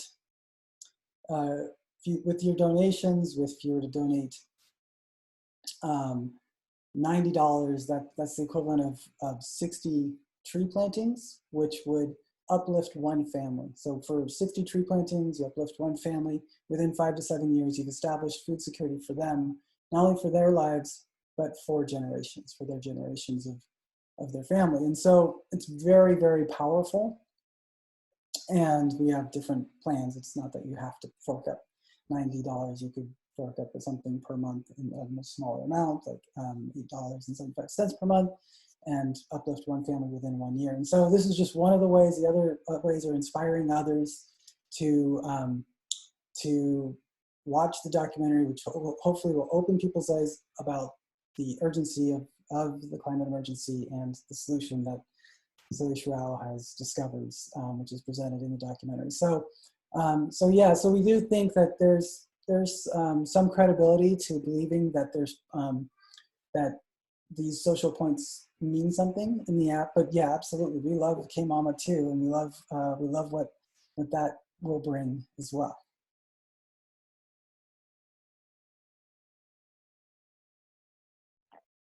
Beautiful. And I invite everyone to step away from an app-centric view of the universe and look at the strategy. Look at the mega strategy. What is it? Are we going super intelligent? Are we going to feed everyone? Are we going to cool the planet? Or, you know, what, you know, and again, in simple terms, here's the strategy, right? We're going to feed everyone. That will bring people together. Together, we will go super intelligent and figure out all the rest of the solutions. But it's sort of like our starter solution, feeding everyone. And we start in exactly one place where we can get so much oomph, right? I mean, it actually, from my humble perspective, seems kind of inevitable that once we start an initiative in Brooklyn, centered around Brooklyn, feeding everyone in Brooklyn, you're going to get such an outpouring of support, not just from New Yorkers, but from people all over. In fact, James, whenever you're ready, so the program that we're calling it just provisionally is called Brooklyn Eats, which Emery came up with. Emery's here on the call up in Montreal, Canada. Brooklyn Eats. And so inspired by that, there's a community forming in Ireland called Ireland Loves Brooklyn Eats. Right? And think of all the Irish Americans in the United States whose hearts, and in Canada, whose heartstrings are going to be pulled by that story, right? And who are going to jump in. So anyway, no one's in the queue at this point. That's actually why I'm talking.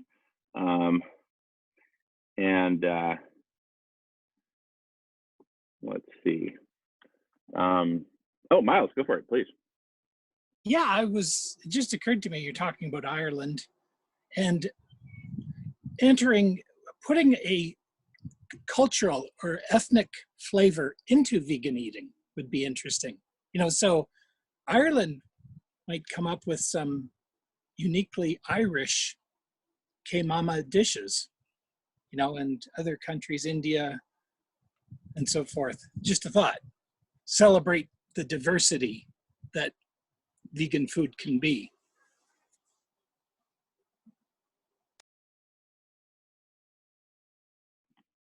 Absolutely. I'm competing with you, Miles, with the Irish potato. Absolutely. No, I love it. Yeah, and look, also Brooklyn. Brooklyn has all these neighborhoods of all these different ethnic groups, right?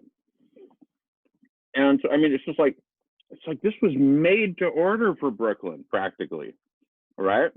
With the New Yorkers, with their pride, if someone puts out the challenge, we're going to feed everyone in Brooklyn, guess what?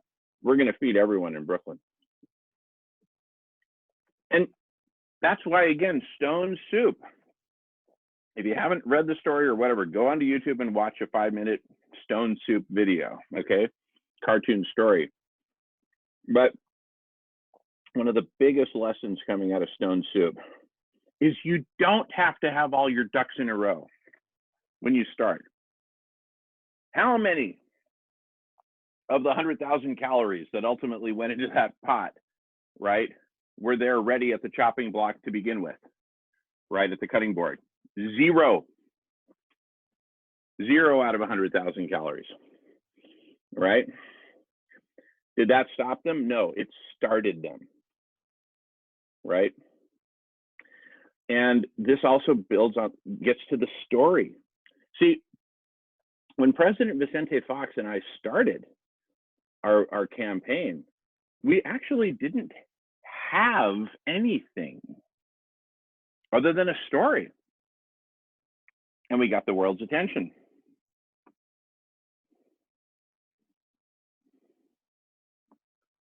So we're going to obviously start with something. I want to have at least 10 delivery trucks at the ready after the press conference, right? But that will blast into the mind and get the world's attention in an extremely positive way.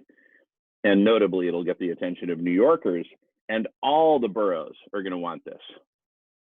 You think Queens is going to be happy with hunger and people having to go out and scramble, spreading COVID, trying to get food for their families, when Brooklyn is just chilling, getting home delivery? No, Queens is never going to be happy again until they have it. And then all New York, and then if we can make it there, we'll make it anywhere. It's up to you, New York, New York. And it's a challenge to New York. It's up to you. Are we going to do this or not? With the answer is Miles. Go for it, Miles. Yeah, well, I just wanted to say, like, I've only been eating vegan since a year ago when I first met Dr. Rao. And what amazes me is how easy it is to prepare vegan meals. So, for example, what you just saw me put together is nothing other than dicing up tofu, bit of 2 flavorings I threw in, fry it up, bake it for 5 minutes. Then it's just spinach out of the container, some kimchi right out of the container, dice up some raw mushrooms, slice up some tomatoes, olive oil and red currant or black currant balsamic vinegar, and presto.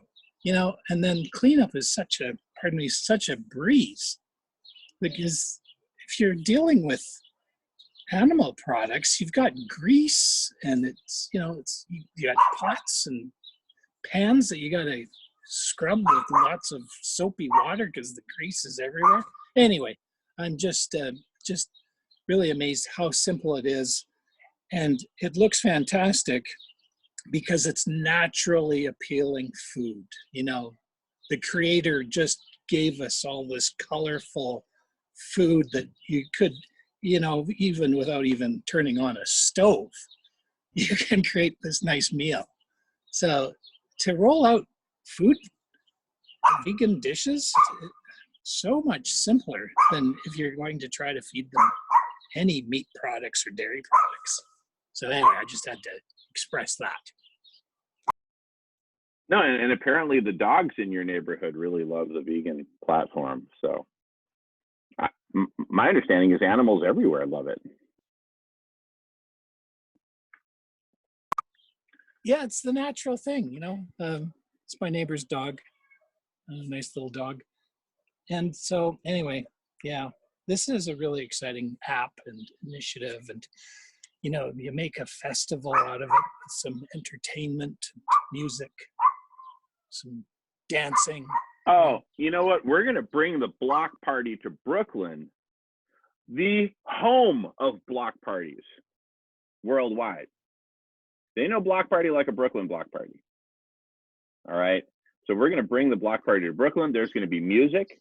There's going to be dancing. There's going to be food. Did I forget to mention there's going to be food? Did I forget to mention that, anyone? Yeah. There's going to be food. New York is the center of, you know, is the world center of entertainment. We're one of the top 3 centers of entertainment in the world. So to attract all the people who are, you know, musicians and jugglers and, you know, stand-up comics and dancers, you know, that's the place, right? It's all happening there. Yeah, you know, interesting. So, who was on here earlier from London, and of course knows the Extinction Rebellion folks and all that, she emphasized something that the XR founders emphasized, which is this: the movement needs to start in the capital city. So they started in England. What's the capital? Well, London. What we're doing is worldwide. What's the capital of the world? And believe me, I'm actually not a big fan of New York. I don't like to spend a lot of time. I like to visit, but it just hasn't grown on me as the place for me to be. So I'm not saying this is like a New York or anything like that, but the capital of the world is New York. I'm not proud of it. I'm not particularly happy about it, actually. In fact, I'm actually unhappy about it. But you know what? But the reality is the reality, right? The capital of the world is New York. And by the way, it's not like it's New York by a long shot. You know, there's some other big cities, too many to name, frankly, that aren't that far behind, right? But, you know, at the end of the race, it was Carl Lewis who broke the tape before the others. It's just the way it shook out. So we're starting in the capital city. We're starting in not the jewel in the crown, because what does this do? By doing it across the river from Manhattan, if I'm looking at Brooklyn right now and Manhattan's over here, it's like, whoa, cool, Brooklyn.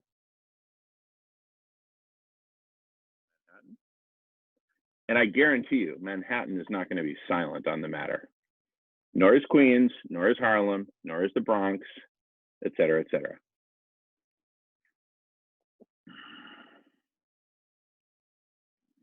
So am I hearing that that Brooklyn will be focused as like a key site, and there will be like a very specific initiative that's going to be created around that? Yeah. We're calling it the Brooklyn Singularity for the moment. And the idea is that everything starts somewhere, right? Oh, wait, Sailesh has to go. Sailesh, I'm going to give you the microphone so you can say your farewells properly. Anything else you want to take it away, Sailesh. Thank you all very, very much. I have to go and cook lunch for my granddaughter and eat something myself, and I have another meeting to attend soon after. But it's been great as always. Thank you for this opportunity. Thank you, Sailesh, for making it absolutely beautiful. And we'll be at it for another 17 hours. So feel free to come back anytime. Awesome. Thank you so much, Sailesh. Wonderful meeting. All righty. And also, it is the top of the hour. I'll finish my comment, and I'm sure a couple other folks probably have comments. But then what I wanted to suggest is that we actually take a break. In fact, we could actually break now. It's been 2 hours. I think 2 hours is a reasonable time after which to take a break. So how are people feeling break-wise?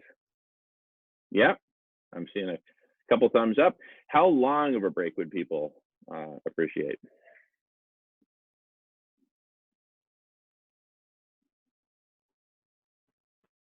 Any suggestions?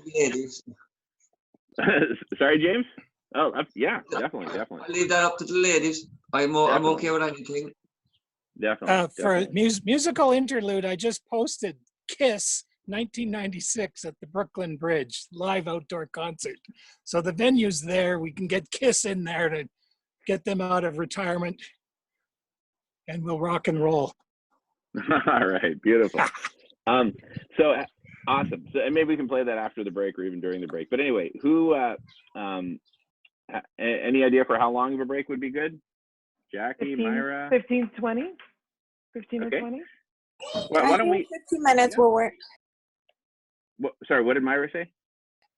15 minutes will work, I think. Okay, great. Why don't we break till 20 after? It'll be 4:20 somewhere. So we'll start again at 20 after, and I'll go feed the crows in the meantime. They'll be very happy about that. Okay. Love you all, and I'll stop recording.